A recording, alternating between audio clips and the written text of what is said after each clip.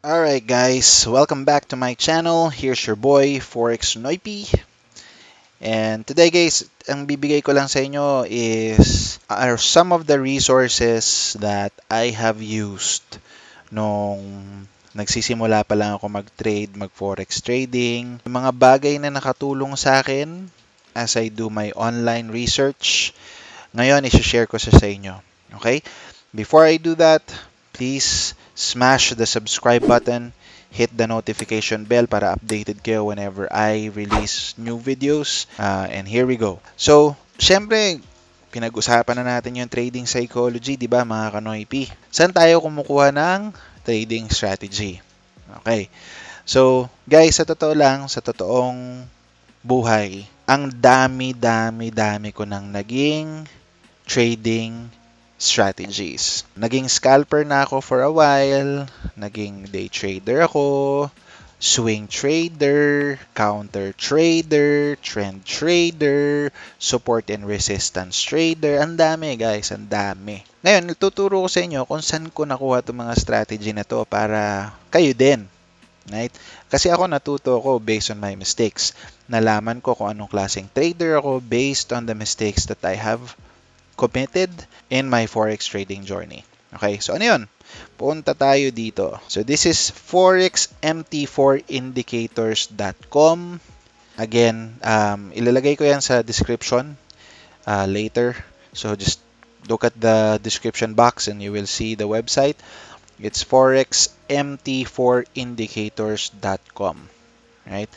So ito nilagay ko na kasi siya sa homepage ko or sa bookmarks ko.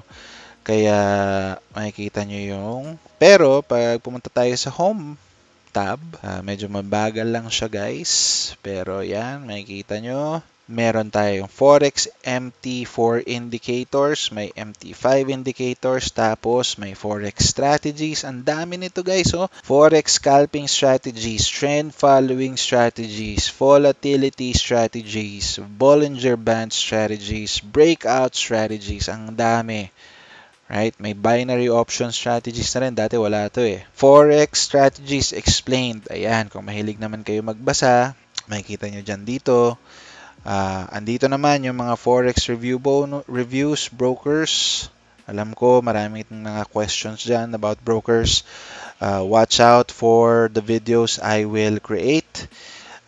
Gusto kong gumawa ng special edition video for Forex brokers. Kasi in my trading career, I have used 3 Forex brokers. Wala naman akong against sa kanila. It's just, I don't like the way the spreads are in my previous brokers. So, ngayon, I was able to stick to one. IC markets is what I use. I'm not using the commission-based. I am using the spread standard lot size. Kasi yung commission medyo namamahalan ako eh. At least sa spread medyo hindi ko kita yung pera. Tsaka stick siya doon. Okay. So, let's go to Forex strategies. Dito, if we go to Forex scalping strategies, guys, again, this is just the site that I used. Okay? Marami pang pwede kayong matutunan if you search more. Pero dito ako nakakuha ng some of the scalping strategies I used in the past. Pero para sa akin, scalpers, medyo I get a heart attack on that. Hindi siya masyadong popular for me. Kasi, mabilis ang galawan pero it doesn't fit my trading psychology. So, when I tried it before, it's not something that is for me. So, I resorted to a different strategy. Pero, for the purpose of this video, here, you'll see there's 1, 2, 3, 4, 5, 6, 7, 8, 9, 10. Ang daming scalping strategy. Ang maganda pa dito sa website na to guys, if you're using an MT4 platform, right? I'll click this Fiber Forex Scalping Forex Trading Strategy, okay? I-click ko yan. If you're using an MT4 charts, okay? Ito ang maganda dito. Look at this. I will scroll down to the bottom of the website. here at the bottom of the website. Here, there's an instruction on how to install the Forex scalping trading strategy. Right? So, may indicator na siya. Meron ka ng indicator na free. Pag pumunta ka dito sa side na to or sa strategy na to. So, just follow the instructions over there.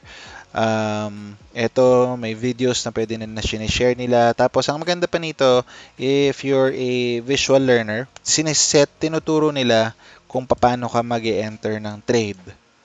Ito, for example, price should be below the big trend. May picture pa para ipakita sa inyo kung ano yon. Tapos, saan ka magsaset ng stop loss. 1 to 3 pips lang above the big trend. So, ayan. May ganyan tayo. Right? So, that's what it is. ForexMT4Indicators.com. Pwede pa tayong maghanap ng iba. Iba't iba siya kasi these are Forex strategies that are made by different authors. Right? Tingnan natin yung Gold Scalper Trading Forex. Right? So, tingnan natin to guys. Gold Scalper Trading Forex Trading Strategy. Meron siyang 5,980 people na nag-view. Ayan, gagamit daw tayo ng RSI, oscillator. Tingnan natin. Ayan, may instruction ulit.